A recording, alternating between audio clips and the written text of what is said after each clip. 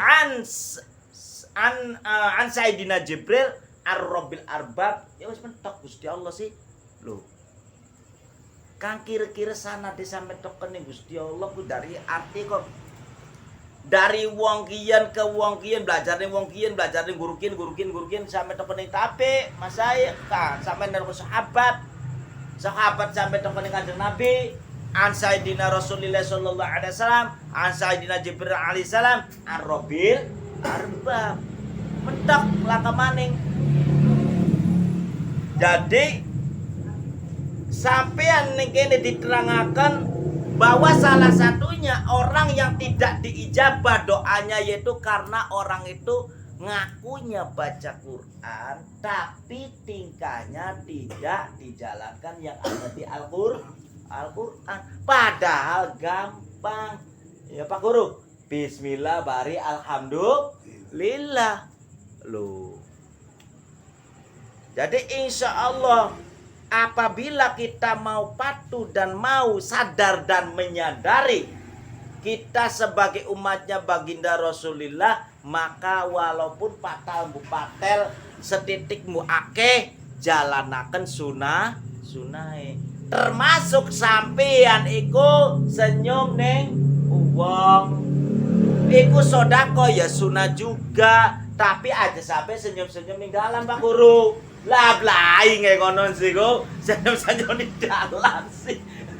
Lho, aja sampai bagusnya senyum sampean kanggo wong kang tertentu. Kok senyumane milih-milih? Oh kakan kok. Aja Guru. Lah insyaallah uang iku kadran kok ana batas-batasnya. Di saat kita lagi khilaf maka ayo kita bareng-bareng belajar menata diri, belajar bareng-bareng untuk mencapai supaya kita doa itu dikabul oleh Allah. Bagaimana caranya? Di sini diterangkan bahwa kita kenal Allah maka lakukanlah, jangan kita lakukan apa yang tidak diperbolehkan oleh Allah. Apapun itu. Nah, di sini diterangkan kalau kita ini mengaku umatnya baginda Rasulullah dan mencintai Rasulullah, maka jalankanlah sunnahnya Rasulullah. Karena salah satunya itu adalah yang bisa tidak terkabulnya doa kita. Dan di situ di Quran juga diterangkan bahwa kita itu mengenal Al-Quran bukan hanya sekedar mengenal Al-Quran, tapi benar-benar menjalankan apa yang ada di Al-Quran. Walaupun dengan caranya itu baca basmalah dan alhamdulillah. Itu termasuknya sampean kita semua yang ada di sini adalah mendapatkan kenikmatan hidup, yaitu kita masih bisa napas. Alhamdulillah. Dan bagaimana kita supaya lebih baik lagi? Maka kita perbaiki. Bagaimana caranya?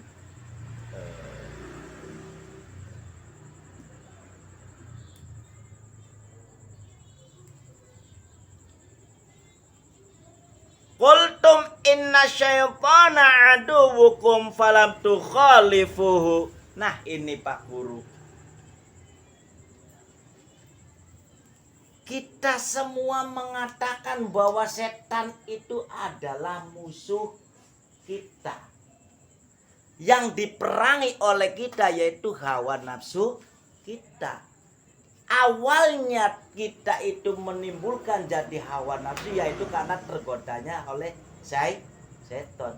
Setan itu bisa melukis yang tadinya melukis yang jelek itu dijadikan indah. Maka banyak orang yang melakukan kejelekan itu seakan-akan tidak punya salah. Sesuatu yang ini tidak diperbolehkan, sesuatu yang buruk, sesuatu yang jelek, itu oleh iblis dijadikan lukisan yang indah. Sehingga manusia itu melakukan tanpa merasa bersalah. Paham bahasanya? Jadi kang arane setan ku, kang arane iblis. Karena sudah ada perjanjian kita bagainya Allah metu sang surga, kang penting kita akibaturi. Asal jalukane kita iki dikabul. Maka iblis pun melukis semua kejahatan menjadi sesuatu yang indah. Maka banyak umat kita ini, umat-umat baginda Rasulullah, yang melakukan kesalahan seperti tidak punya salah, tidak merasa bersalah. Contohnya yang gonjang-ganjing saat ini, banyak orang yang tidak sadar, banyak orang yang sadar tapi tidak menyadar itu sebenarnya adalah sesuatu yang jelek dilakukan menjadi sesuatu yang indah. Lukisannya iblis. Paham kok?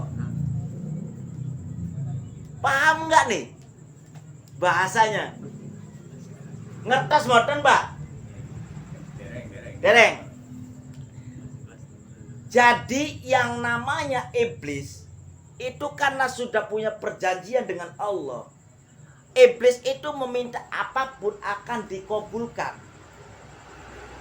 Makanya orang kita melalui baginda Rasulullah dengan melalui iblis yang cepat dikabul, yaitu dengan melalui iblis. Aja beda makom nih, beda pangkat, beda derajat. Kalau wali sudah jelas. Walaupun wali tetap digoda oleh iblis. Makanya ada di kitab Manaqib itu, di Nurul Burhan ada ya khonis isa ayalain. Setan metu asih rasa kupinge kang wong kiyen. Loh.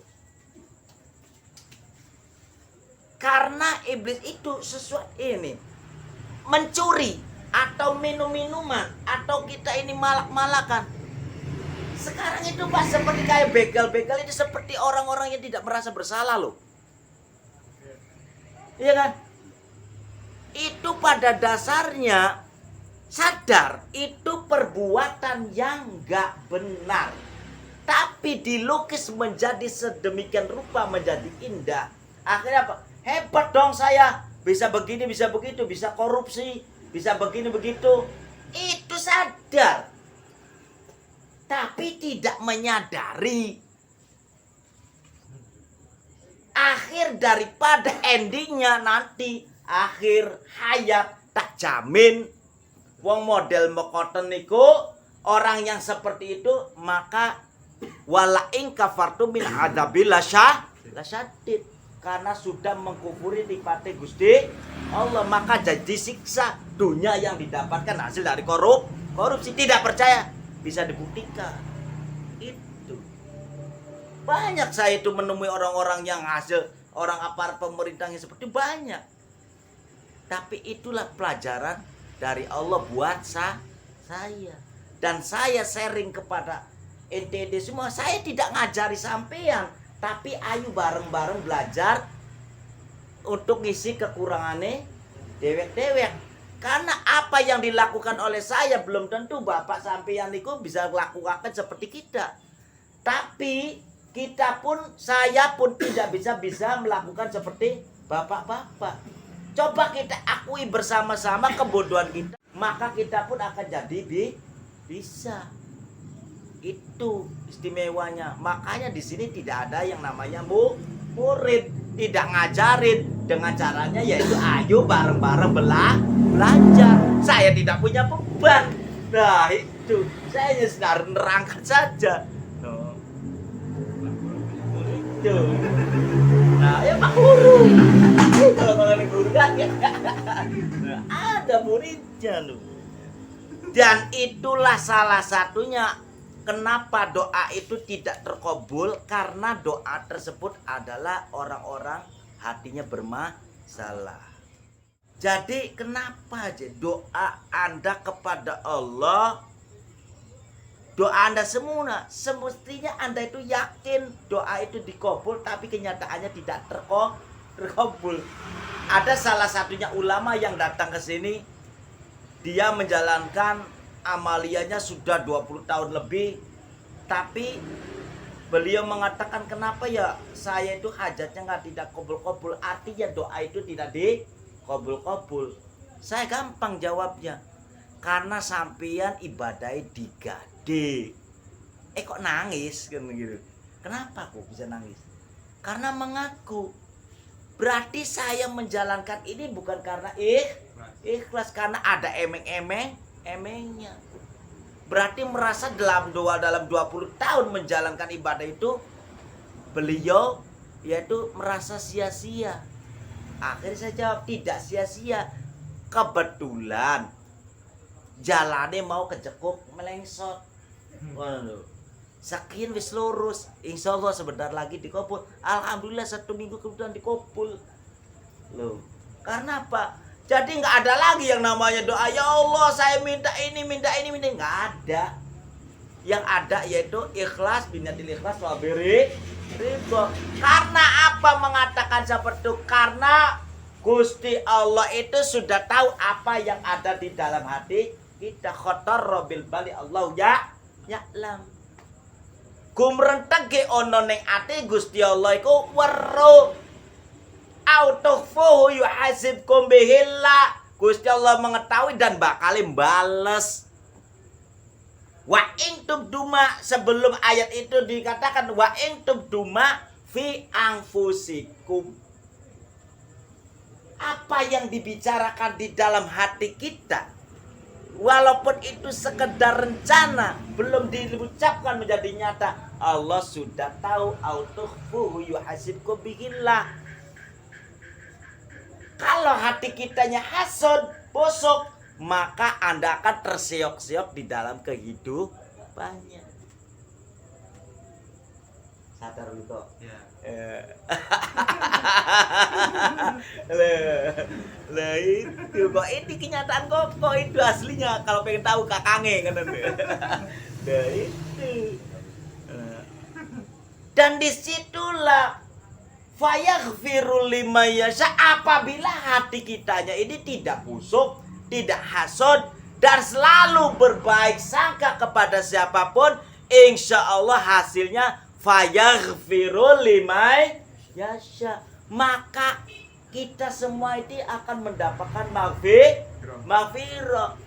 Arti daripada maghfirah Pak Guru itu bukan berarti hanya sekedar dimaafkan oleh Allah, tapi di dalam kehidupannya itu akan mendapatkan keberkahan. Jadi menjalankan kehidupan ini adalah nikmat. Loh. Jadi siapa yang tidak menginginkan kenikmatan kehidupan di dunia dan akhirat?